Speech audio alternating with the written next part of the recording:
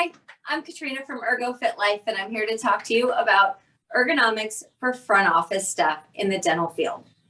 Now, a lot of people may know me from being a dental hygienist who helps with ergonomics in the back office, but I started off right here at the front desk. So I remember very vividly how tired I would feel at the end of the day from what some people would say is just sitting here. But we all know that that's not all that goes on up here. And we know how much pain can come from sitting in a chair all the time. Now, we can make our equipment work for us in the front office in a very different way than has traditionally been experienced. So I want to tell you about it. Now, the first piece of equipment that we need to talk about is your chair. And ergonomics is all about making your workspace work for the worker, because we all have individual different size shapes and sizes to our bodies and different aches and pains and things like that. So things need to be adjustable. And the first thing that needs to be adjustable is your chair. An ergonomically sound chair is going to have a lot of adjustable features to it. You'll notice on this chair in particular, there are more handles down here than most of us will ever touch, but it's important that they're there. There's a couple on the other side too. Now, what the first thing that needs to happen is you need to have a height adjustable chair. And the height is because we're different heights. So for me, I'm very small and I'm very petite framed. So I need to be able to bring that chair all the way to the bottom so that my feet can remain flat on the floor. And it's really important that we keep our feet flat on the floor, not on a wheel, which we all love to do. And we love to do that because we get tired. Our backs get tired of being in this traditional 90-90-90 position that we've all thought is correct for years. Recently, we've learned otherwise, and that's what we're trying to talk about a little bit today as well. Now, when you have yourself in the chair and you've got your feet flat on the ground, not with your foot up on the wheel, not sitting like a lady, as nice as it looks, it's really bad for your body because it makes your hips tilt. When your hips tilt, your spine will follow, and then you end up with dysfunction and imbalances there. So again, feet flat on the floor at all times.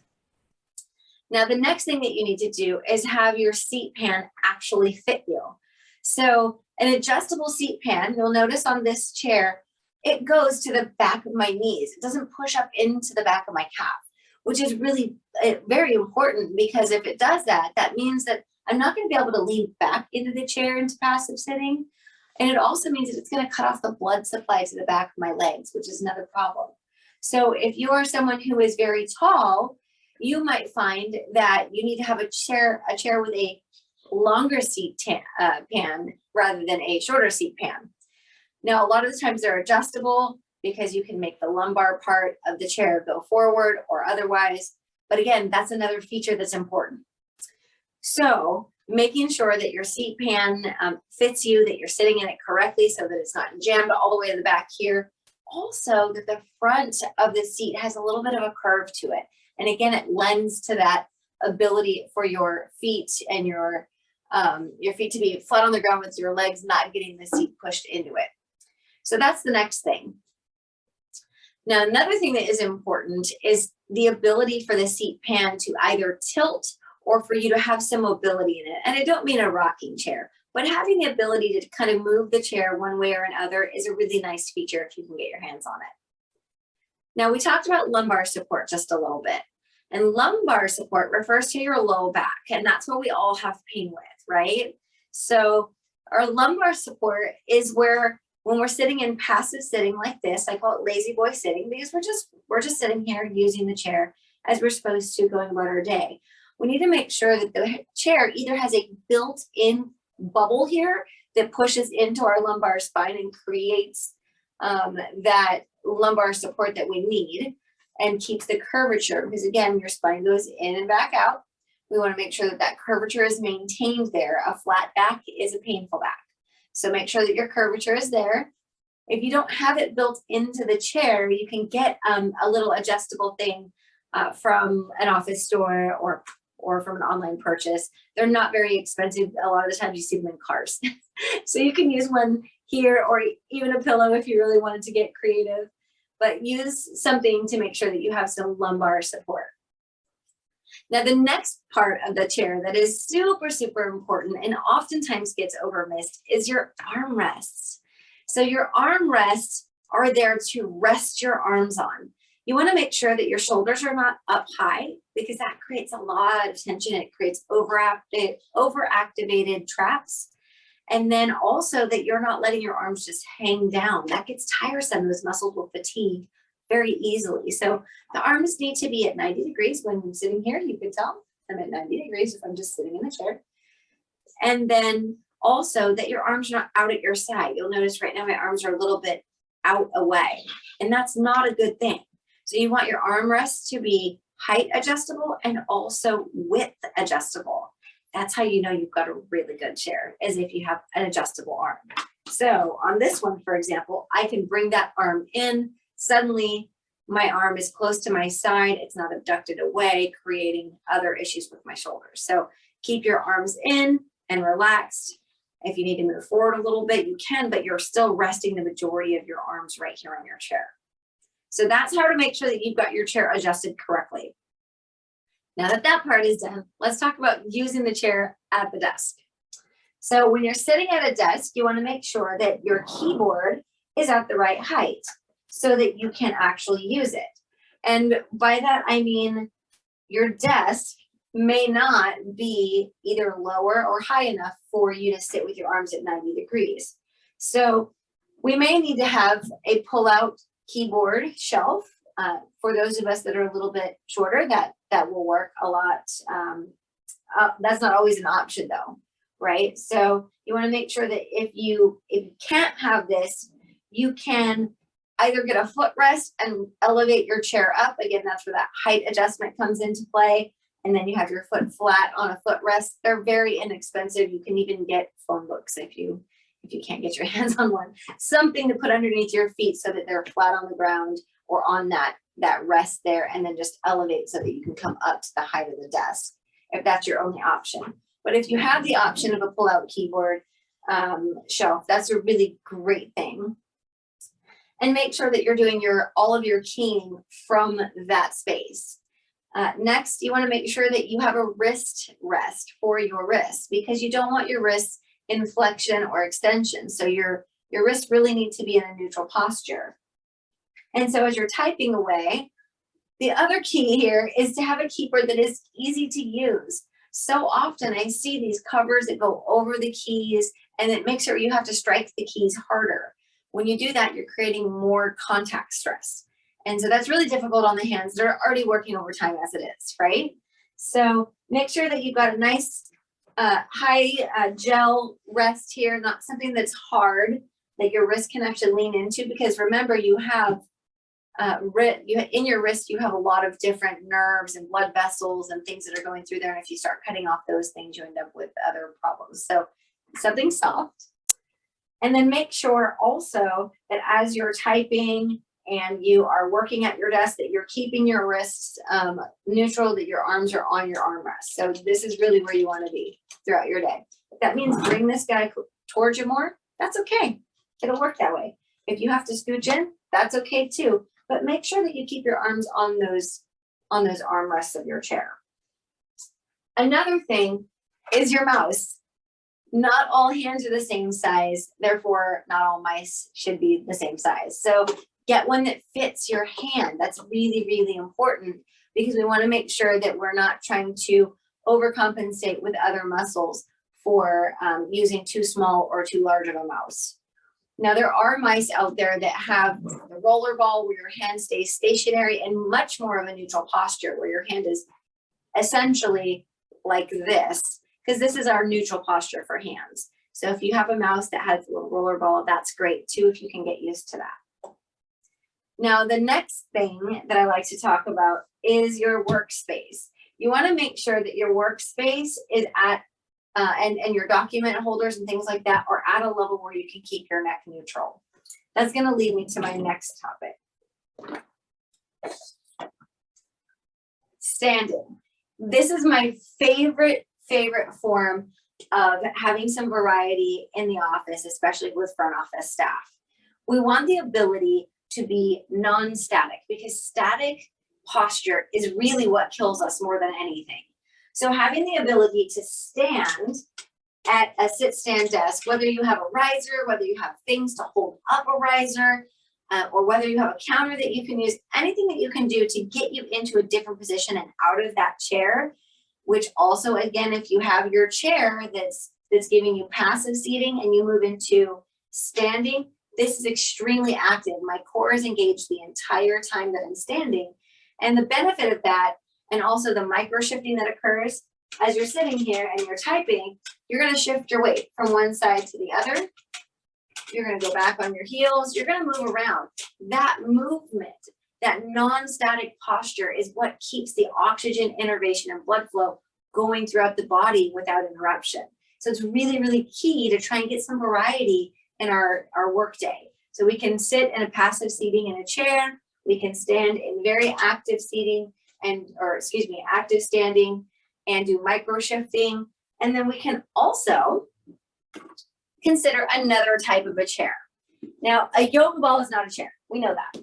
But what a yoga ball does is allows us to rest our feet, but stay in active sitting. So if we don't have the option to do standing, and the only option we have is to have our stuff at a desk, we can go from sitting and passive, lazy boy sitting, to active sitting on a yoga ball.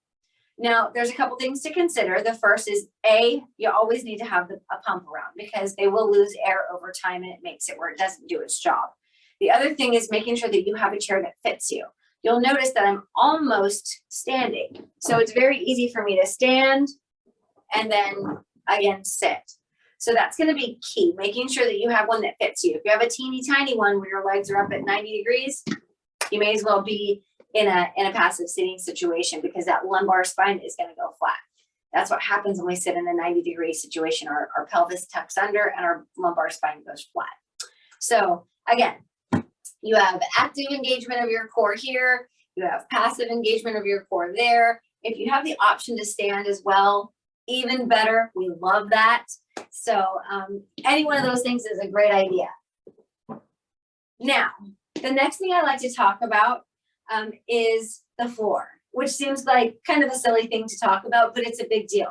So the floor in a front office is oftentimes carpeted because we want it to look pretty. But if you happen to have carpet, get a smooth surface for you. Go to any of the office type stores.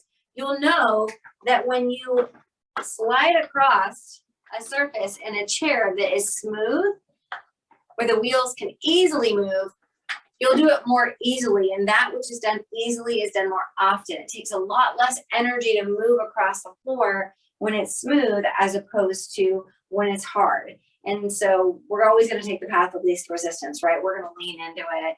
We're going to, put our foot up, all the things that we like to do. So a nice smooth floor is a really, really great thing. Another thing that we got to talk about is lighting. Hopefully we're in brightly lit front offices where it's inviting. It looks like a healthcare setting. You also want to make sure that you can see your paperwork in front of you. So we need it to be bright. I mean, we love ambiance, but we need brightness so we can see what's going on around us. But what happens when we have all that brightness? What happens when we have the lights, the blinds open? We get glare on our computer monitors. So we want to make sure that we have an anti-glare computer monitor if you don't have it built in. There are a lot of covers that you can get at the office stores, and they're not expensive. You just put it right on top, and then that'll reduce your glare and your eye strain. Eye strain is a huge thing for front office people because why? We're looking at computers all day long. With every phone call we take, with every glance at the schedule we make, we're looking at those computers all day long. And the muscles in the eyes are very tiny and they fatigue easily, which is why we find ourselves, having eyeglasses early and things like that. So make sure that you're hydrating. The eyes really, really appreciate hydration. And that way you can kind of help out with that. Now, talking about computer monitors is another issue. We want to make sure that the monitor that we're using is about 2 inches below our eye level. So when I'm looking at this screen, it's actually a little bit too high for me because I'm having to raise my chin. If you have a computer monitor that's in front of you and you have to find yourself raising your chin, it's probably too high. adversely, you don't want a monitor that is too low either.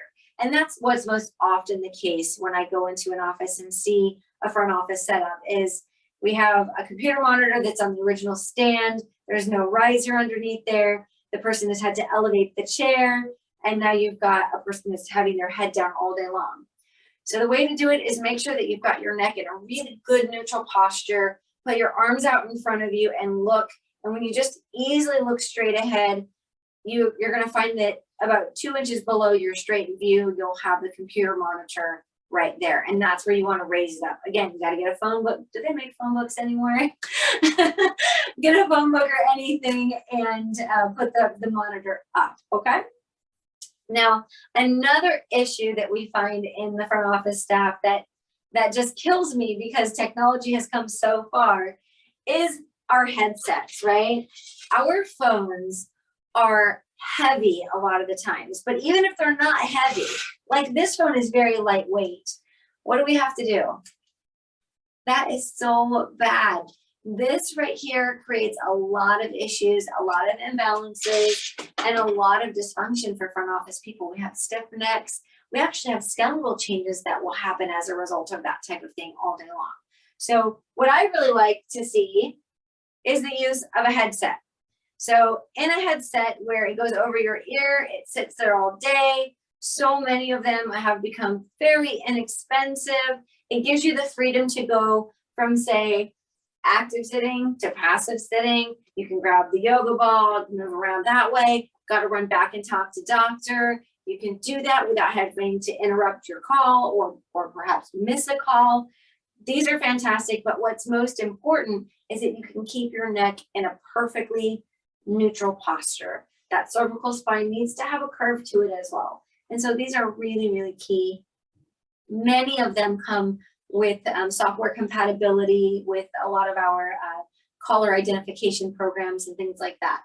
So consider that when you go to look at equipment for the office.